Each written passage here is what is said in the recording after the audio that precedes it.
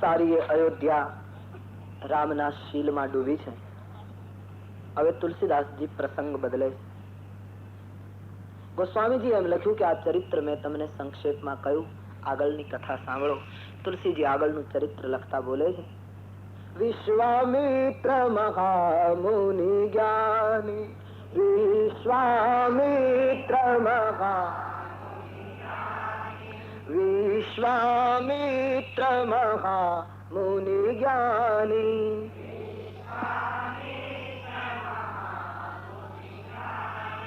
બસહી બિપિન શુભ આશ્રમ જાની,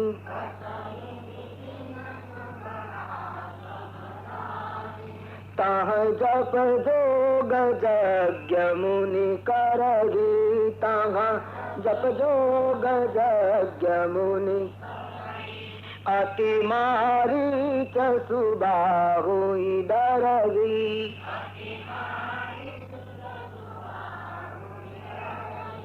ગાધિ તનય મન ચિંતા વ્યાપી,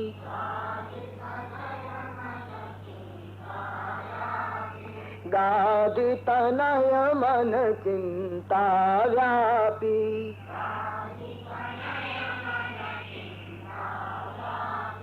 હરિ બિનુ મરગિન નિશિચર પાપી, બિનુ મરગિન નિશિચર. વિશ્વામિત્ર નામના મહાત્મા વનમાં રહે છે. બહુ પ્રસિદ્ધ કથા, પણ એના અંતરંગને જરા વિચારીએ. વિશ્વામિત્ર જપ જોગ યજ્ઞ વગેરે કરે છે. વિશ્વામિત્ર મૂળ તો ક્ષત્રિયના પુત્ર. એને પણ એકવાર રાજ્ય હતું. એકવાર વશિષ્ઠજીને ત્યાં મહેમાન થયા અને વશિષ્ઠજીએ કામદુર્ગા દ્વારા વિશ્વામિત્રનું એટલું સન્માન કર્યું કે વિશ્વામિત્રને એમ થયું કે હું સમ્રાટ હોવા છતાં મારી પાસે જે સગવડ નહીં, એટલી એક તપસ્વી સંત પાસે સાધનાની આટલી બધી સગવડ, તો સાધનો કરતા સાધના કેટલી પ્રબળ છે એનો એને વિચાર આવ્યો. વિશ્વામિત્રને થયું હું પણ મહાત્મા બનું. એમણે રાજપાટનો ત્યાગ કરી કઠિન તપ કર્યું.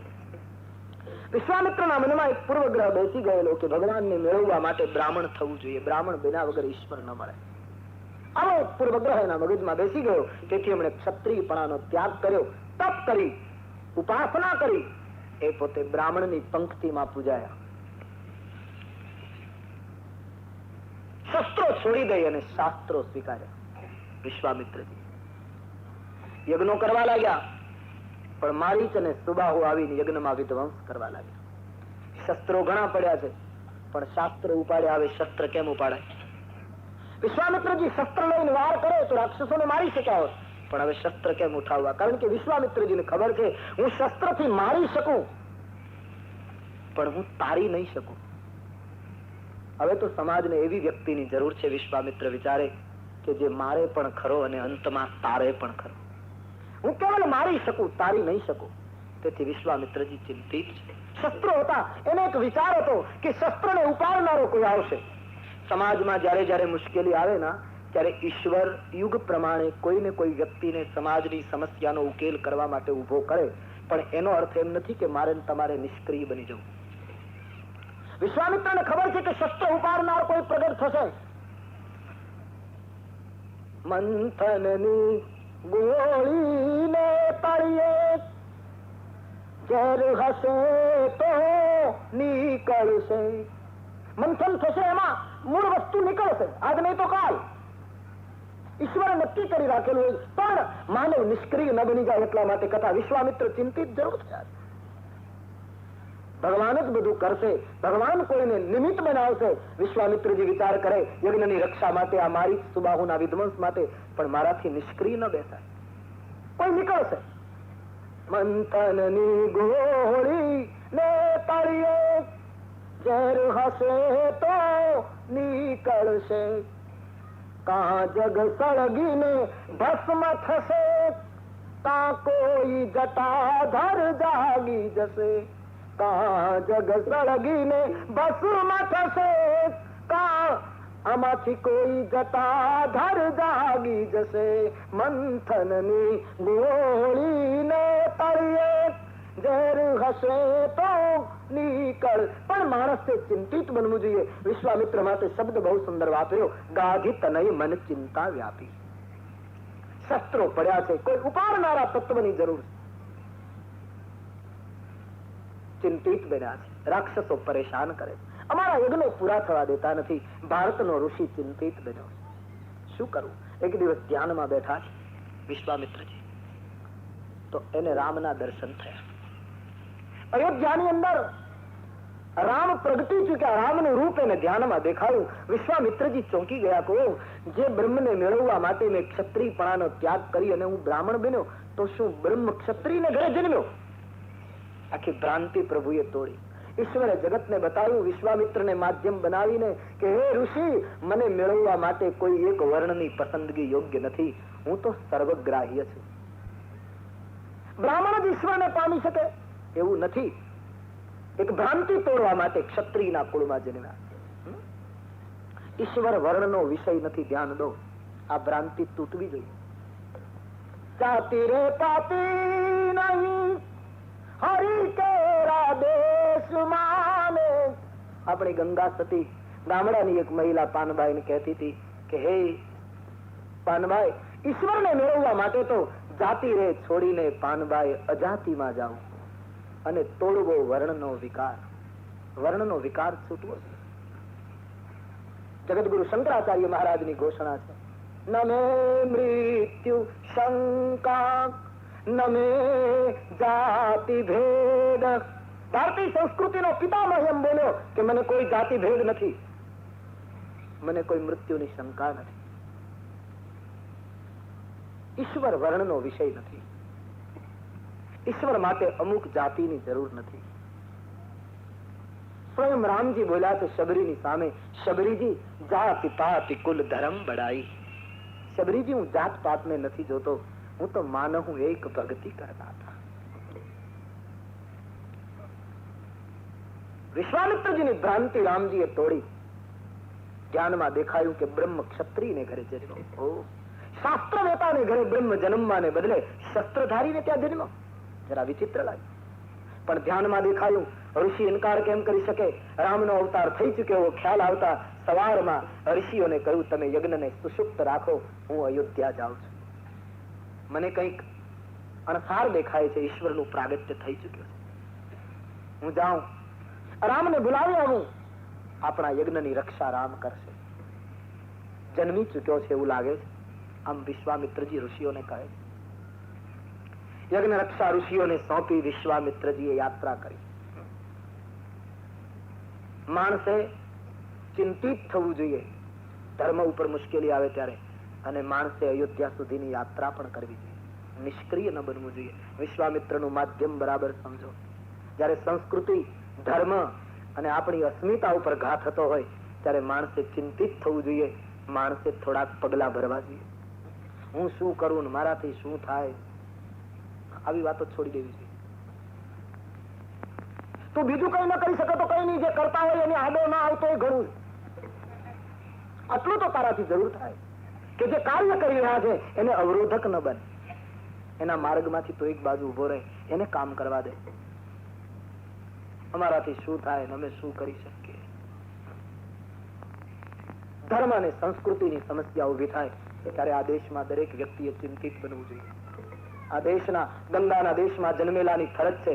તમારી પાસે હિમાલય આટલી માંગણી કરે, તમારી પાસે આ દેશના યજ્ઞ કરનારા ઋષિઓની આટલી ભિક્ષાની જોડી છે કે તમે કંઈક કરો. જયારે સંસ્કૃતિ અને ધર્મ માટે મુશ્કેલી ઉભી થતી હોય, મને તમને પોષા છે, માણસ નિષ્ક્રિય થઈ ગયો. આપણે શું કરી શકીએ? આવી વેદનાને છોડો. ધન્ય છે વિશ્વામિત્રજીને, એને ખબર છે કે કરનારો તો કોઈ આવશે, પણ મારે ચિંતિત થવું જોઈએ, મારે થોડી ગતિ કરવી જોઈએ. આ માટે મારે કંઈક કરવું જોઈએ.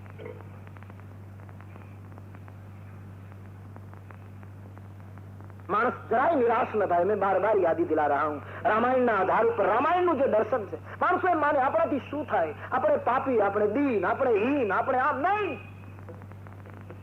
ઈશ્વરની સૃષ્ટિમાં કોઈ દીનહીન હોઈ શકે નહીં, નહીતર તો પ્રભુની કૃતિ ગલત સાબિત થાય. ઈશ્વરને દરેક પ્રકારના માણસો પામ્યા છે. સુગ્રીવમાં શું હતું? વિષયી હતો, લંપટ હતો, ખોટું બોલતો હતો, વચન તોડતો હતો, પલાયનવાદી હતો, કામી હતો, સ્વાર્થી હતો, બધું એનામાં હતું. છતાં એક વિષયી અને આવો એક અધમ જીવ પણ રામને પામી ગયો. કઈ લાયકાત હતી? એક લાયકાત એની સારામાં સારી, હનુમાનજી ઉપર વિશ્વાસ. એમ આપણે ગમે તેવા હોઈએ, એક વસ્તુ પકડી લો, ધર્મ, સંસ્કૃતિ, આ એક ગુણ મને તમને પ્રભુ સુધી પહોંચાડી દે. તમે કથા સાંભળી હશે, એક માણસે 30 ખૂન કર્યા. 30 ખૂન. એના હાથ લાલ થઈ ગયેલા, એની આંખોમાં બસ બીજી જ વિકૃતિ આવી ગયેલી. એ માણસ નીકળે તો ગામના બાળકો સંતાવા માંડે, મહિલાઓ ગલીઓમાં પ્રવેશ કરી જાય. આટલો ઘાતકી માણસ, કાળ લાગે ગામને. કોઈ દેવી યોગ, કોઈ સહાય, ભગવાન જાણે. 30 ખૂન માંથી એ છૂટતો રહે, નિર્દોષ થતો રહે. પણ એ 30 ખૂન કર્યા પછી એનું અંતર બહુ બળવા લાગ્યું. એક દિવસ એ માણસ ખૂબ રડ્યો, મેં 30 ખૂન કર્યા, હું કેમ છૂટીશ? અને અંત તો બહુ બુરી ચીજ છે ભાઈ. છેલ્લી ઘડીએ તો બધું સામે દેખાય. દશરથ જેવા ધર્મશીલ પુરુષને શ્રવણને મારેલું બાણ જો છેલ્લી ઘડીએ દેખાયું હોય તો હું તમે કઈ ગણતરીમાં? અંત તો 60 વર્ષમાં જે કર્યું હોય ને બધું 10 મિનિટમાં છેલ્લે દેખાય. આપણે નથી, વૃદ્ધ માણસ મરવા પડ્યો હોય અને પછી આમ આંખોથી કોઈને જોતો હોય, ત્યારે આ લોકો એમ કહે કે બાપાની આંખો આમ સ્થિર થઈ ગઈ. નહીં, એ ફિલ્મ જોતો હોય. 60 વર્ષથી જે કર્યું હોય ને, અને ફિલ્મ જોયું અને બોલાય નહીં, નહીતર લોકો ઉઠાડી મૂકે. એટલે એને મૌન જોવું પડે. જેમ પિક્ચર જોનારો માણસ ચૂપ હોય એમ ચૂપચાપ જોતો હોય. આખી પટ્ટી શરૂ થતી. ધ્રુજી ગયો 30 ખૂન કર્યા પછી. ગામના પાદરમાં એક પવિત્ર સંત આવેલા, એની પાસે જઈને ખૂની રડી પડ્યો, બાપજી મેં 30 ખૂન કર્યા, આમાંથી મુક્ત ક્યારે થાઉં? હું કોઈ દિવસ છૂટી ન શકું બાપજી, મારો કોઈ દિવસ ઉદ્ધાર ન થાય, હું બહુ પાપી. રોને લગા આદમી. મહાત્મા જોઈ ગયા, જોડીમાંથી એક રૂમાલ કાઢ્યો અને 30 ખૂન કર્યા હતા. એને કહ્યું, લે આ રૂમાલ. રૂમાલનો રંગ કાળો હતો, બિલકુલ કાળો રૂમાલ. કહ્યું, લે આ ખિસ્સામાં રાખ. મતલબ કે આ રૂમાલ જયારે સફેદ થઈ જાય ત્યારે માનજે તારા પાપ ધોવાઈ ગયા. સાધુનું વાક્ય. રૂમાલ ને બરાબર સાચો છે. જે દિવસે બિલકુલ સફેદ થયો તે દિવસે તું મુક્ત, તું સંત, તું પાપથી છૂટ્યો. રૂમાલને ખિસ્સામાં નાખીને આ માણસ સંતના શબ્દો પર વિશ્વાસ રાખી જીવવા માંડ્યો. 1 મહિનો, 2 મહિના રોજ રૂમાલને કાઢીને જોયે, પણ રૂમાલ તો ઉલટાનો કાળો થતો. મેલ ચડી, ધૂળ ચડી. 3 મહિના વીત્યા. એક દિવસ બજારમાં ચાલ્યો જતો હતો. એક સદગ્રહસ્થની પુત્ર વધુ બજારમાં કઈ ચીજ વસ્તુ લઈ, દેવી જેવી, જગદંબા જેવી એક દીકરી બજારમાં ચાલી આવતી હતી. એમાં કોઈ માણસે એના ઉપર ખરાબ દ્રષ્ટિ કરી. સદગ્રહસ્થની પુત્ર વધુ જે સાક્ષાત જગદંબા જેવી હતી, એના તરફ જોઈને કોઈ યુવાને સીટી મારી, જેમ તેમ બોલ્યો. અને એ બેન દીકરી કોઈની હતી, એની લાજ લેવા માટે એ માણસે ખોટા વેણ બોલ્યો. અને જ્યાં એની નજીક જઈ અને એ બેનનો સાડલો પકડવા એક કાફર માણસે પ્રયોગ કર્યો અને 30 ખૂન કરનારનો મૂળ સ્વભાવ પાછો પ્રગટ થયો. એનાથી રહેવાયું નહીં કે સમાજ આમને નહીં સુધરે. એની ભેટ ઉપર કટાર હતી, લઈને 31મું ખૂન કર્યું, મારી નાખ્યો. પહેલા ખૂન કરી નાખ્યા પછી ધ્રુજી ગયો, કો મેં 31મું પાછું ખૂન કરી નાખ્યું, ખબર ના રહી, મારી નાખ્યો. પહેલા ત્રાસી ગયો. એમને લોહી વાળા હાથ અને ખંજર લઈ મહાત્માની પાસે જઈને રડી પડ્યો, બાપજી મારું હું નહીં સુધરું, મેં 31મું કર્યું. 31મું ખૂન કર્યું. હા, કોને માર્યો? બોલે એક ગામની દીકરીને એક કાફર ખરાબ દ્રષ્ટિએ જોતો તો, મારાથી રહેવાયું નહીં, મેં એનું ખૂન કર્યું. મહાત્માએ કહ્યું, ખિસ્સામાંથી રૂમાલ કાઢ. રૂમાલ કાઢ્યો તો આજ રૂમાલ સફેદ થઈ ગયો. 30 ખૂન કરનારે 31મું ખૂન એક એવા કારણ માટે કર્યું કે એના 30 ખૂનના પાપ સંતની પાસે ધોવાઈ ગયા. એક સદગુણ, એક દિવ્ય પ્રકાશ એના જીવનમાં જે પ્રગટ્યો, સંસ્કૃતિ માટે, ધર્મ માટે, એ માણસ પાપથી મુક્ત થયો. આનો અર્થ કોઈ ખૂનની સલાહ ન લે. મેં જે અર્થમાં કહી રહ્યો છું ગંભીરતાપૂર્વક સમજજો. નહીતર કદાચ કોઈ માને કે 30 વાળો છૂટતો હોય તો આપણે 1 કરવામાં શું તકલીફ? જે અર્થમાં હું બોલો છું इस अर्थ को ख्याल में रखिए। 1000 વર્ષનું હિમાલયની તળેટીનું અંધારું એક દિવાસળીની કાંડી કરવાથી આજુબાજુ પ્રકાશ થઈ જાય. એમ માનવના જીવનમાં એક સત્યની ચિનગારી ફૂટે. ધર્મ માટે, સંસ્કૃતિ માટે માણસ થોડુંક કાર્ય કરતો થાય તો કોઈ પણ માણસ હરિને પામવાનો અધિકારી છે. પણ માણસે ચિંતિત બનવું જોઈએ. માણસે અયોધ્યાની યાત્રા કરવી જોઈએ. યાની સંસ્કૃતિ માટે થોડું કામ કરવું જોઈએ. ગાંધી તનય મન ચિંતા વ્યાપી, ગાંધી તનય મન ચિંતા વ્યાપી, હરિ બિનુ મારગી નિશિચર પાપી, હરિ બિનુ મારગી નિશિચર.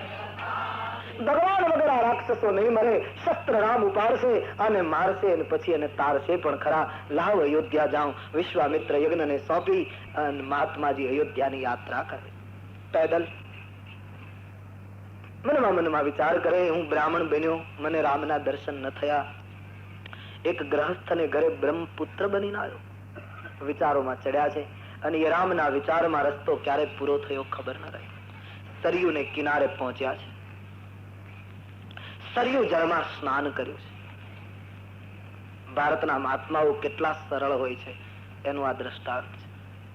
વિશ્વામિત્રજીને એમ થયું, ઘણા લોકો કહે સ્નાન કર્યું તો શું સ્નાન કરી નહોતા આવ્યા? મહાત્મા છે, સ્નાન સંધ્યા વગર નીકળે નહીં. પણ સરયુમાં સ્નાન એક તો એટલા માટે કર્યું કે સરયુ તીર્થ છે અને સંત તીર્થમાં સ્નાન કર્યા વગર રહે નહીં. એક કારણ. બીજું કારણ, ભારતના સંતો અતિ સરળ રહ્યા. કારણ કે વિશ્વામિત્રજીને થયું દશરથજીને ઘરે જાઉં, એ તો રાજવી છે અને ઘરે ક્યાં ખામી છે, પણ એને મારા માટે દોડાદોડી કરીને બધી વ્યવસ્થા એકદમ કરવા માટે એને પરિશ્રમ પડે. એના કરતા હું સ્નાન કરીને જ જાઉં તો જેને ઘરે જાઉં છું એને આટલી ઓછી ચિંતા. ભારતનો ઋષિ નાનામાં નાની વસ્તુને ખ્યાલમાં રાખે. આટલા સરળ હોય છે સાધુ. સ્નાન કર્યું છે. સરયુ જળમાં સ્નાન કરી મહારાજના દરબારમાં વિશ્વામિત્રજી પધારે છે. અવધપતિને સમાચાર મળ્યા, તપસ્વી વિશ્વામિત્રજી આવ્યા. આવા ત્યાગી અને પરમ તપસ્વી વિશ્વામિત્રનું આગમન સાંભળતા દશરથજી બ્રાહ્મણોને લઈને, સચિવોને લઈને દોડ્યા છે. દ્વાર પાસે વિશ્વામિત્રજીના ચરણારવિંદમાં અવધેશ સાષ્ટાંગ કરે છે. આપણા રાષ્ટ્રની અંદર, આપણી સત્તાઓમાં નિસ્વાર્થ અને તપસ્વી સંતોનું આટલું સન્માન હતું, સંતોને આટલો આદર હતો. દશરથજીના નેત્રોમાં આંસુ આવી ગયા. બાપજી, આજ અમે ધન્ય બની ગયા. એક વસ્તુ ખાસ સમજી લો, વગર આમંત્રણે કોઈ સંત તમારે આંગણે આવે તો સમજજો તમારા ભાગ્યનો ઉદય થવા. એમ શાસ્ત્રનું સૂત્ર છે. અમારે રામાયણ એમ કહે છે, સેવક સદન સ્વામી આગમનું મંગલ મૂલ અમંગલ દમનું.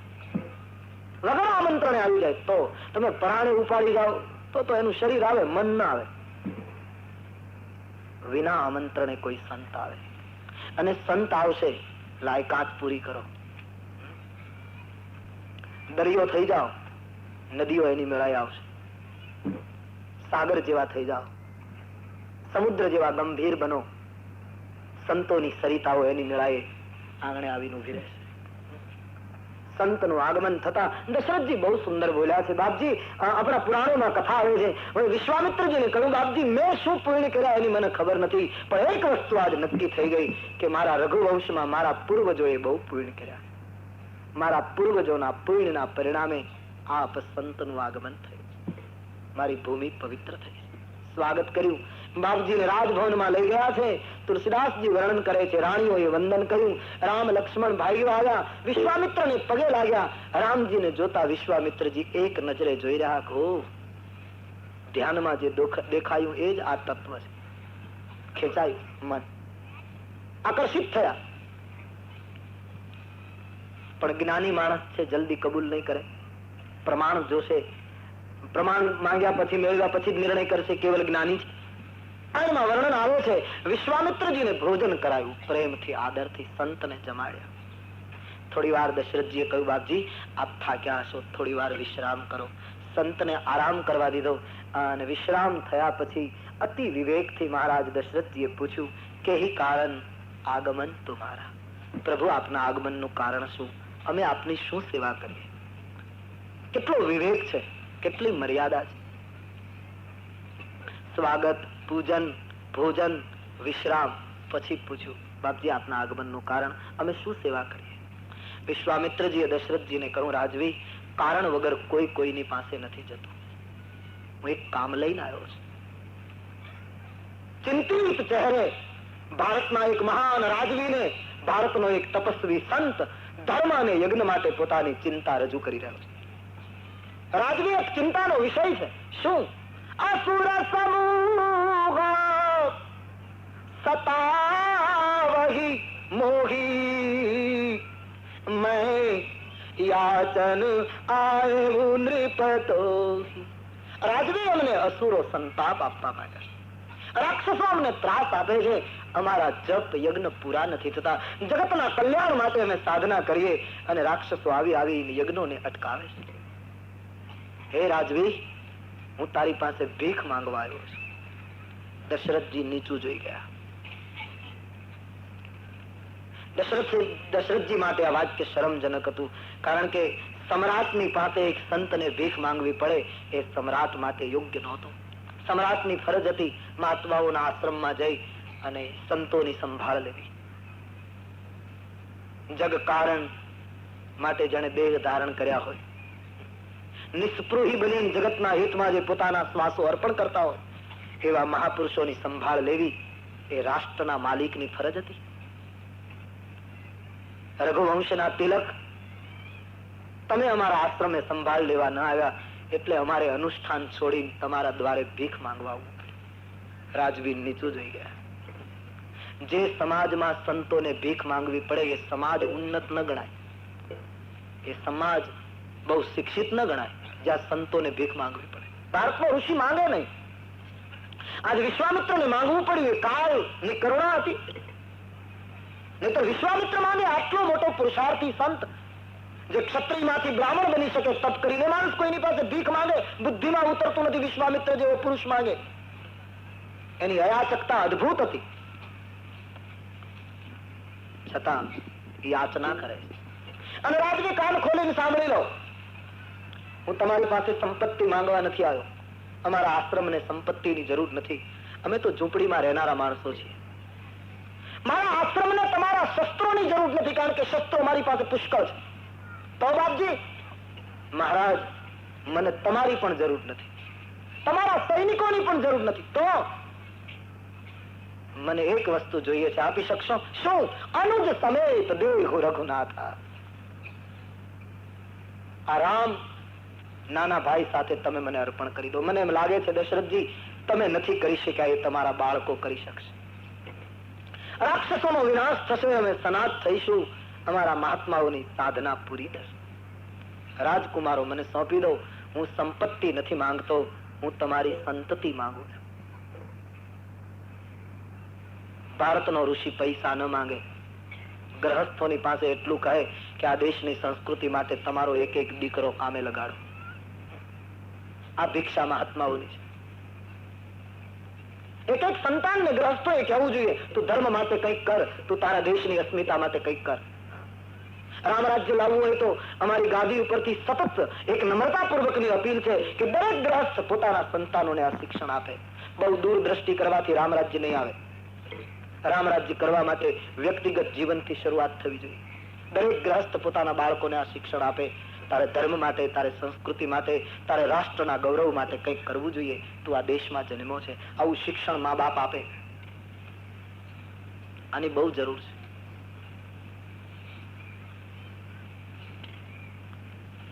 અનુજ સમેત દેહુ રઘુનાથા.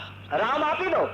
અને વિશ્વામિત્રજીએ દાવા સાથે કહ્યું કે રાજવી કાયર ન બનશો, તમારા પુત્રને માંગવાનો મને અધિકાર છે. મહારાજ, હા, આ પુત્રો તમારા નથી, આ તો યજ્ઞની પ્રસાદી છે.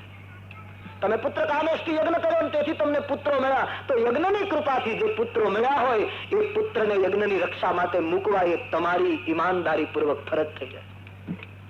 વળી મહારાજ, યજ્ઞોએ તમને 4 પુત્રો આપ્યા, હું 4 નથી માંગતો, હું તો 2 જ માંગુ છું. 2 તો આપો. વળી આ પુત્રો તમારા ગુરુદેવ વશિષ્ઠજીના આશીર્વાદનું ફળ છે.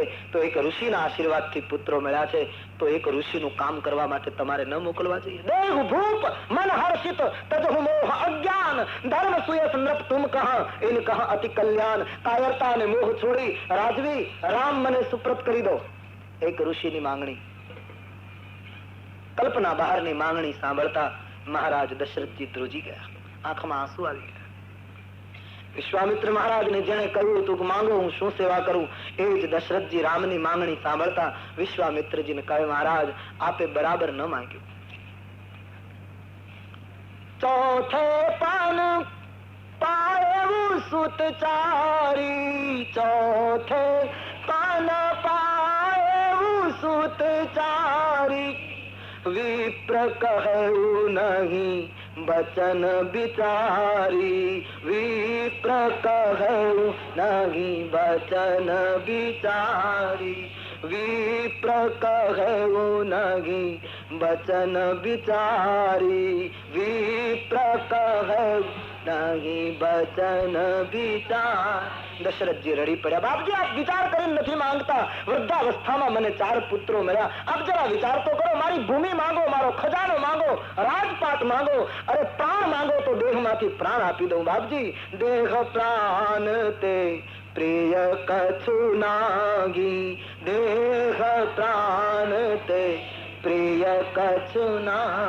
શરીરને પ્રાણ જેવી બીજી કોઈ ચીજ વાળી નથી. આ પ્રાણ માંગો તો પ્રાણ આપી દઉં. પણ બાપજી રામની માંગણી આપ અસ્થાને કરો.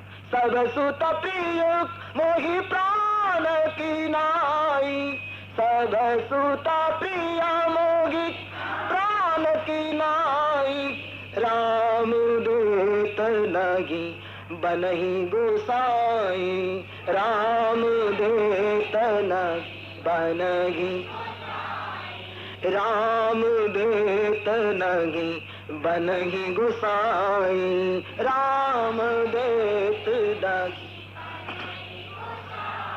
મને મારા 4 પુત્રો પ્રાણાધિક પ્રિય છે બાપજી, પણ એમાં હું રામને તો ના આપી શકું. ક્યાં રાક્ષસો, ક્યાં અમારા કોમળ બાળકો. બાપજી આપ વિચાર કરીને નથી માંગતા.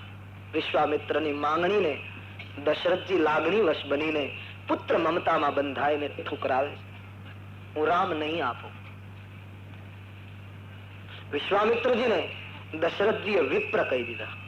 નહીતર વિશ્વામિત્રને તુલસીદાસજીએ કેટલું મહાનતા આપી. વિશ્વામિત્ર મહામુનિ જ્ઞાની, વિશ્વામિત્ર મહામુનિ જ્ઞાન, કેટલી પદવી આપી હતી મહામુનિ. પણ વિશ્વામિત્રએ માંગણી કરી એટલે તુલસીદાસજી પદવીના શબ્દો ખેંચી લે અને કહે વિપ્ર કહેવું નહીં. માણસ માંગણી કરે ને એટલે એની પદવી ઘટી જાય. માંગો એટલે પદ ગયું. આ દેશમાં આપનારા પૂજાયા છે, માંગવાથી મહત્તા ઘટી ગઈ. ધન્ય છે આ રાષ્ટ્ર માંગે નહીં. હા, આટલા ઉપવાસ થાય સુદામાને, એના બાળકો ભૂખ્યા હોય અને છતાં એની પત્ની સતત કહ્યા કરે કે તમે દ્વારિકા જઈને કૃષ્ણ પાસે કંઈક માંગો, અને છતાં આપણા સૌરાષ્ટ્રનો એક બ્રાહ્મણ એમ કહે કે હું માંગુ તો મારું અયાચક વ્રત તૂટે. હું કેમ ભીખ માંગુ, હું તો ભારતનો બ્રાહ્મણ છું. કેટલું ગૌરવ છે આપણી ભૂમિનું. છતાં પત્ની આગ્રહ કરે કે તમારે માંગવું નહીં પડે, એકવાર દ્વારિકા જાઓ, તમારી હાલાત જોઈને કૃષ્ણ એની મેળાએ આપશે, પણ એકવાર જાઓ તો ખરા. સુદામાને થયું કે આબાને કૃષ્ણને મળાશે, પણ ધન્ય છે સુદામાની વૃત્તિને. એમણે પત્નીને કહ્યું કે હું દ્વારિકા તો જાઉં, પણ ગમે તેમ તોય ઉંમરમાં કૃષ્ણથી હું મોટો છું, ખાલી હાથે કેમ જાઉં. આ આપણા દેશનું ગૌરવ. તું મને કંઈક આપ. કૃષ્ણ મારી પાસે માંગશે, હું શું આપીશ? ચાવલ ઉઘરાવીને, તાંદૂલ ભેગા કરીને સુદામાને એની પત્ની આપે ચાવલની પોટલી, અને સુદામો દ્વારિકા પહોંચે. કૃષ્ણને મળે ફાટેલા કપડા, ભૂખથી પેટ પીઠની સાથે મળી ગયેલું ક્રશ શરીર, પણ બ્રહ્મ તેજ ચહેરા ઉપર આમ ચળકાટ મારતું. સુદામો અને કૃષ્ણ ભેટે. બીજી કુશળતા તો પછી, બીજું આપવાની વાત તો પછી, પણ પહેલી ઉઘરાણી કરી, મારા માટે શું લાવ્યો? કૃષ્ણએ માંગ્યું છે.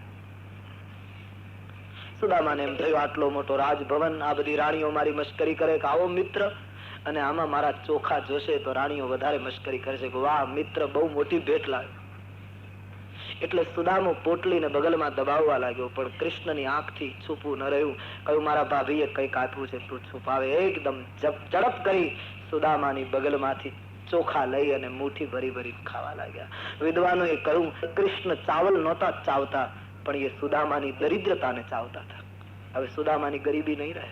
એક મુઠ્ઠી, બીજી મુઠ્ઠી, જેમ જેમ એક એક મુઠ્ઠી ચોખા ખાવા લાગ્યા એમ રિદ્ધિ સિદ્ધિ પોરબંદર તરફ રવાના થવા માટે.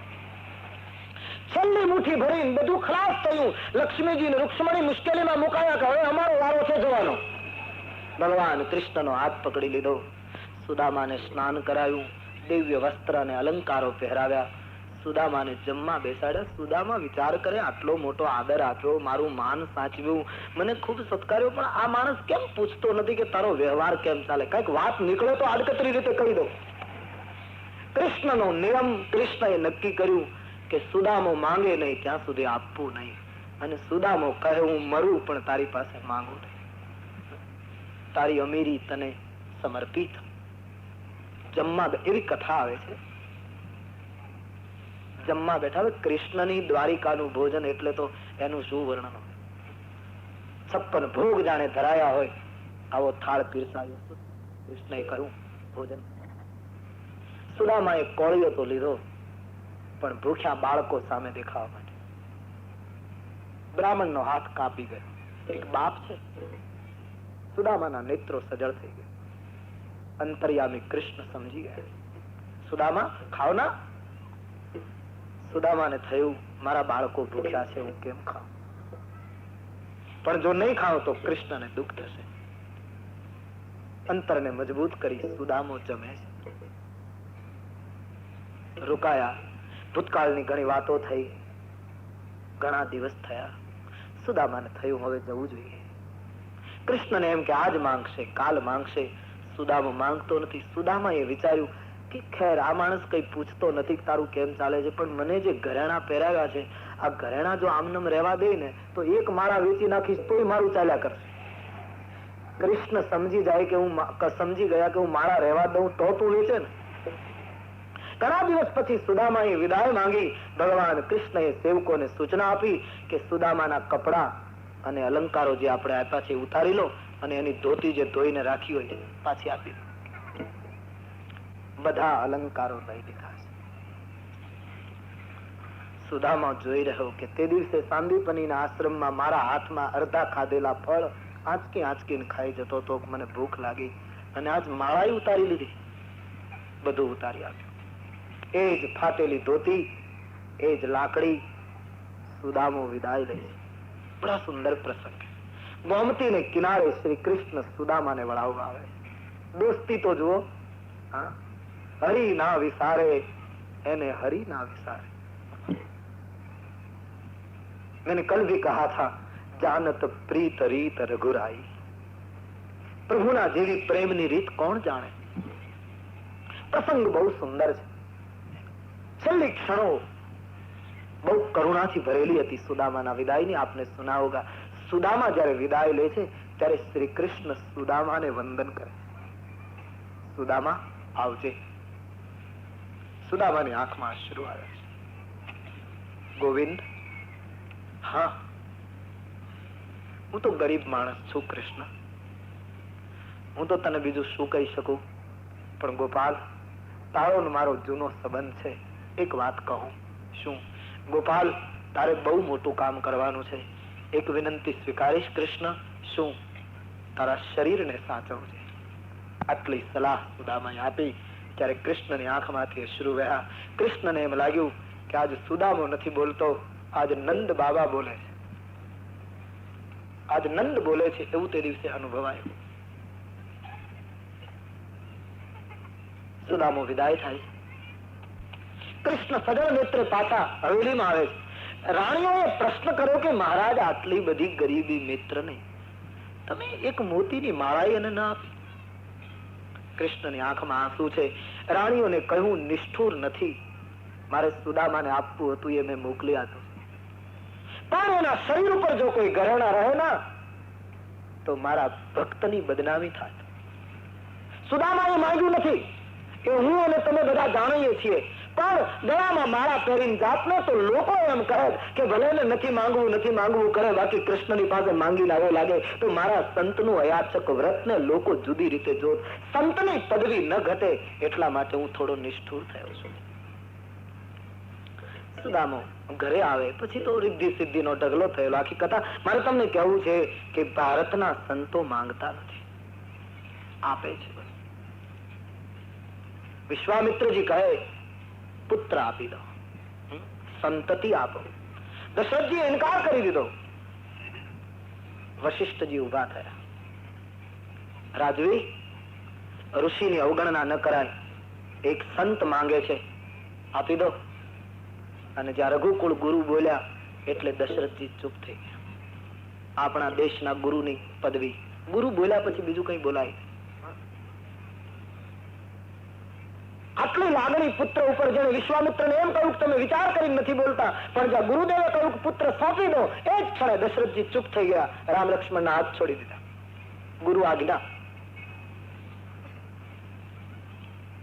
નેત્રમાં આંસુ આવી ગયા. પુત્રો સુપ્રત કર્યા. સંસ્કૃતિ માટે, યજ્ઞ માટે, ધર્મ માટે દશરથજીએ પ્રાણ પ્રિય પુત્રને અર્પણ કર્યો. લઈ જાઓ. આ દેશની સંસ્કૃતિ. વાણિયા કુટુંબમાં એટલી બધી ભીરુતા હોય. વણિક હોય ને એ સ્વભાવથી થોડા ડરપોક હોય. સ્વભાવથી એ શાક કરવા માટે દૂધી છોલતા હોય તો એ ચાકુથી એવી રીતે છોલે કે દૂધીને કઈક તકલીફ ન થઈ જાય. એની પ્રકૃતિ હોય એવી. ધીમે ધીમે વણિક તમે જોજો દૂધીને છોલે ત્યારે દૂધીને કઈ જરાય ત્રાસ ન થવો જોઈએ, એમ ધીરે ધીરે છોલે. આ એનો સ્વભાવ. પણ છતાં એ જ વણિક કુળમાં એક સૌરાષ્ટ્રનો વાણિયો, એને ઘરે સાધુ આવીને એમ કહે કે હું તો માણસનું માંસ ખાઉં છું, ત્યારે એકના એક દીકરાને કાપી નાખે. આ દેશના સંસ્કૃતિની ગાથા છે.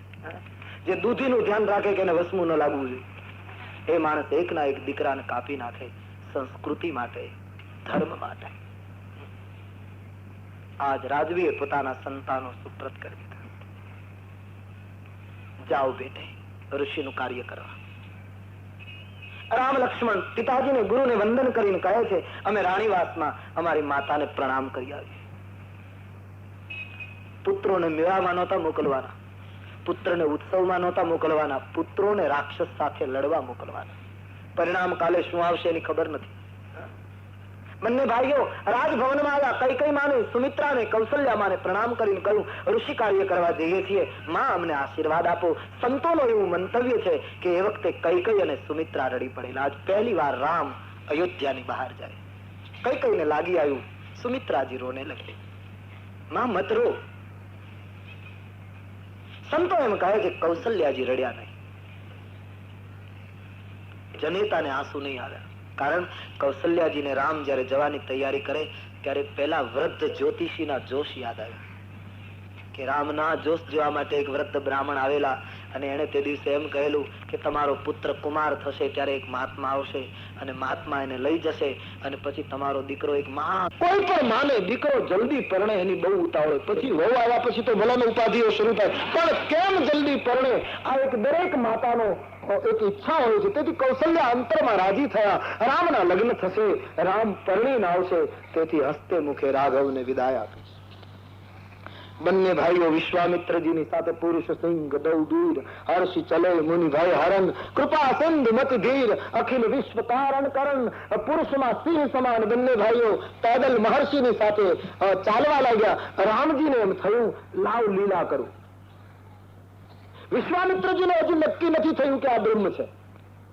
ધ્યાનમાં જોયું હતું એટલે આમ લાગે છે કે બ્રહ્મ છે, અને એમાં ભગવાને વળી વધારે મુશ્કેલી ઉભી કરી. લક્ષ્મણની સાથે ચાલતા ચાલતા રસ્તામાં પતંગિયા ઉડે, ફૂલ ખીલેલું જોવે એટલે રામજી ફૂલ તોડવા ઉભા રહે, પતંગિયાને પકડવા દોડે, વળી સરોવર આવે તો ઉભા રહી જાય. આવું બાળકના જેવું લીલા કરતા વિશ્વામિત્રને થયું ગો આમાં કઈ બ્રહ્મ જેવું લાગતું નથી, હું આને ક્યાં લઈ આવ્યો. વિશ્વામિત્રજીને ભગવાને બહુ મુશ્કેલીમાં મૂક્યા છે.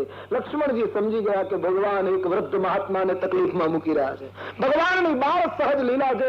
વિશ્વામિત્રજી નિર્ણય નથી કરી શકતા કે આ બ્રહ્મ છે કે શું. એમાં અવસર મળી ગયો. તારકા નામની રાક્ષસી દોડતી આવી.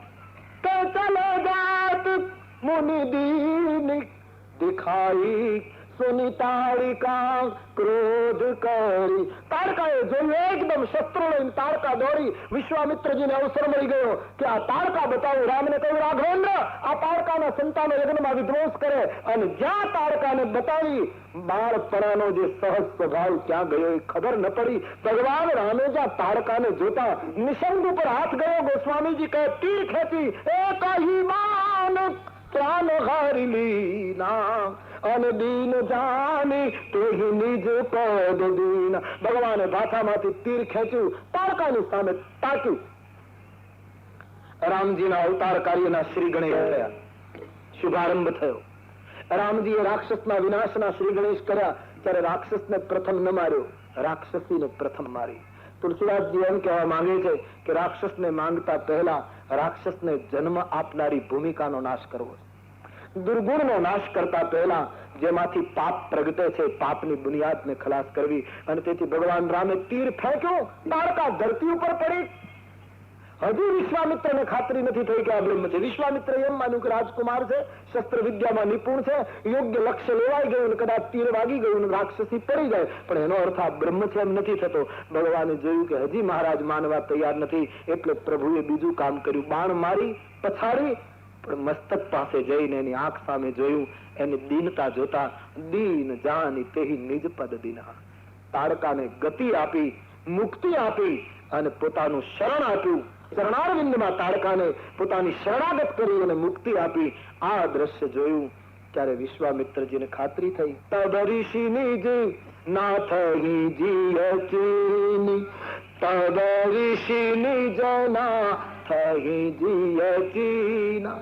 વિદ્યા નિધિ કહું વિદ્યાદીન, વિદ્યા નિધિ કહું વિદ્યાદીન.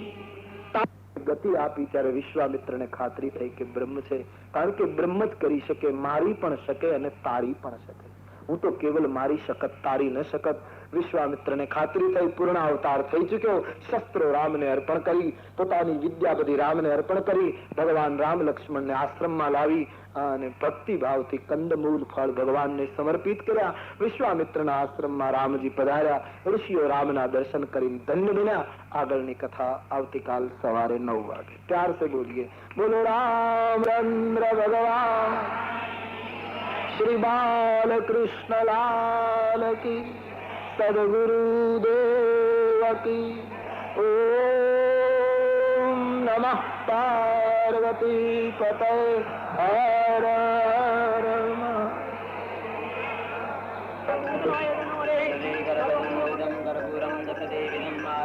कर्पूरं गुरवे पश्य मे वरदोत्तमामदावाद्यात्मनि वरि रमणाजे भर्ति जननी दारा करो यानि कानि पापानि कर्माणि तानि सर्वाणि नश्यन्ति दक्षिणां पदे पदे भगवान् प्राप्य आसो देवाभिवन्दनं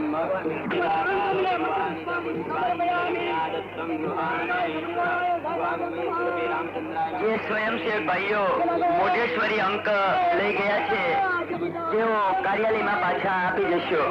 લાઉડ સ્પીકર ની વ્યવસ્થા ગુણવંત સાઉન્ડ સર્વિસ મહુવા. આ છોકરા હોપવાની વ્યવસ્થા મારી. આ સફારી કરેલા બાબાને લઈ જજો બાપા.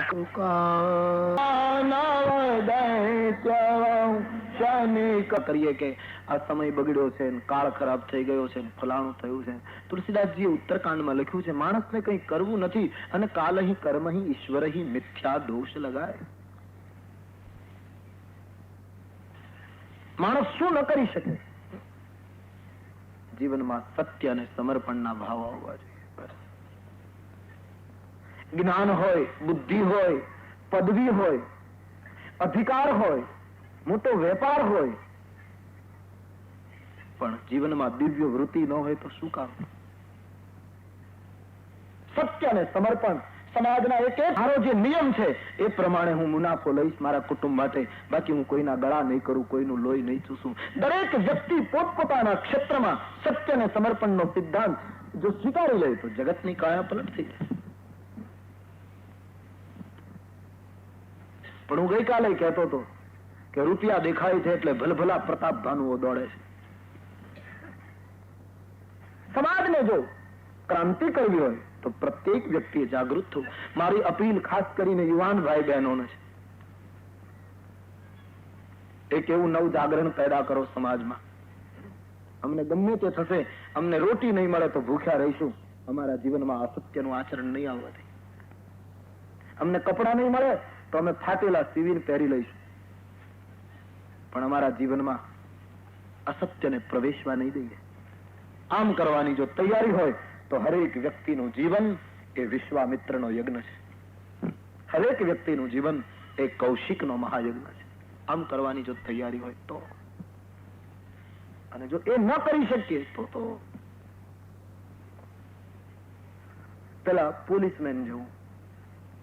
પોલીસમેનના ઘરમાં ચોર ગયો, પોલીસમેન સૂતો હતો, એની પત્ની સૂતી હતી. પત્ની જાગી ગઈ, એને એકદમ પોલીસમેનને જગાડ્યો કે આપણા ઘરમાં ચોર આવે. પોલીસમેને કહ્યું, તું પોલીસ છો કે હું? મને ખબર હોય ચોરને કેમ પકડો. ચૂપ રહે, સૂતી રહે. પેલી સ્ત્રીને એમ કે એમને ટ્રેનિંગ લીધી છે એટલે કેવી રીતે છાપો મારવો એને ખબર હશે, એટલે બિચારી સૂતી રહી. પોલીસમેન ઓરડામાં ગયો, પેલો ચોર સ્ત્રીથી રહેવાયું નહીં, કયો પેલું ઓરડામાં જાય. બોલે તું ગભરા નહીં, મને ખબર છે. સ્ત્રી ચૂપ થઈ ગઈ. ચોરે દાગીનાની પેટી લીધી, પેલાથી સ્ત્રીથી રહેવાયું નહીં, કહ્યું પેલો દાગીના ચોરીને જાય. બોલે ગભરા નહીં, બોલ બોલ નહીં કર, ચૂપ રહે. દાગીનાની પેટી લઈ ચોર બહાર નીકળ્યો. સ્ત્રીએ કહ્યું કે જવાની તૈયારી છે. અરે બોલે બોલ નહીં, રાતનો સમય છે, હું જાણું છું બધું. પેલો ચોર બારી કૂદીને જતો રહ્યો. પત્નીએ કહ્યું કે પેલો લૂંટીને જતો રહ્યો. પોલીસમેને કહ્યું મને બધી ખબર છે, જાણું છું. પેલી સ્ત્રીએ કહ્યું તો આટલું બધું જાણતા હતા તો દોડ્યા કેમ નહીં? પેલો લૂંટીને જતો રહ્યો. બોલે દોડું તો ખરો, પણ અત્યારે હું ડ્યુટી ઉપર ક્યાં છું? મારી ડ્યુટી તો સવારે 9 થી 3 વાગ્યા સુધી, અત્યારે હું ફરજ ઉપર નથી. મને તમને રામાયણની ખબર હોય, ગીતાની ખબર હોય, મહાભારતની ખબર હોય, શાસ્ત્રોની ખબર હોય, આપણી પાસે પદવી હોય, સંપત્તિ હોય, બુદ્ધિ હોય, પણ જયારે જીવનમાં જીવવાનો પ્રસંગ આવે ત્યારે હું તમે જો એમ કહીએ કે મારી ડ્યુટી ક્યાં છે, તો ધૂળ પડી એ વિદ્વતામાં. એ જ્ઞાન, એ વિદ્વતા, એ પાંડિત્ય સમાજ માટે બહુ ઉપયોગી નથી. મહાભારત તમે વાંચો અને એમાં કુંતામાનું પાત્ર આવે, ભગવતી કુંતા. ક્યારેક સમય મળે તો શાંતિથી કુંતાના પાત્રને વાંચજો. એટલું મહાન પાત્ર છે કુંતાજી. કુંતાજીના એક એક વાક્ય પર, કુંતાજીના એક એક ચરિત્ર ઉપર આંખમાં આંસુ આવે, આવું મહાન પાત્ર. મુખમાંથી ધન્યવાદ અને અહોભાવ નીકળે એવું એ પાત્ર છે, ભગવતી કુંતા.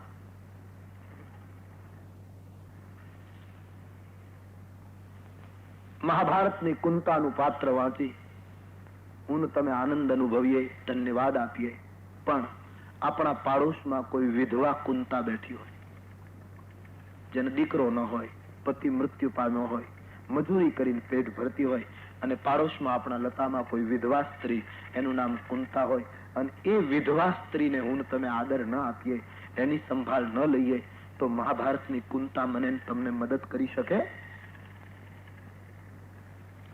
મારે તમારી જો આ તૈયારી ન હોય તો મહાભારતની કુંતાને તમે પુષ્પ ચડાવો, વિશેષ તમને મદદગાર નહીં થાય.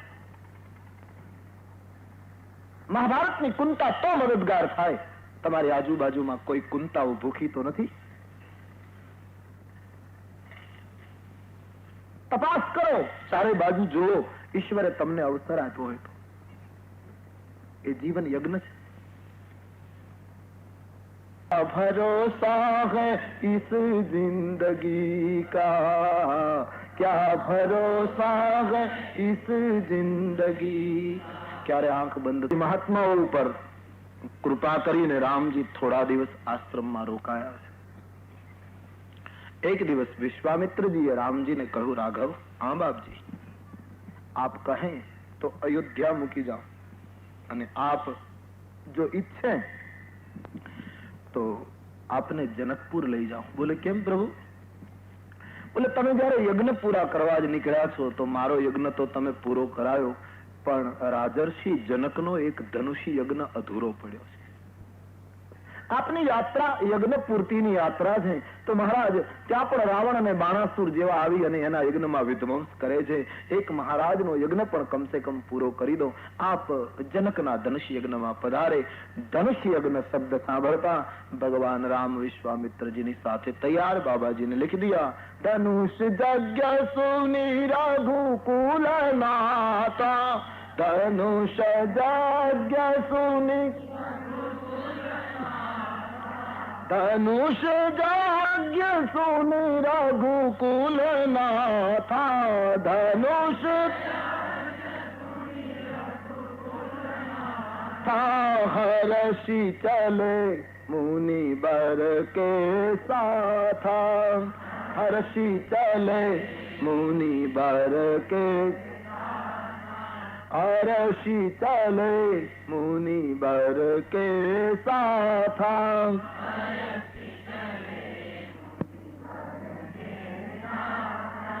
આશ્રમ એક ભીખ મગ માંગી,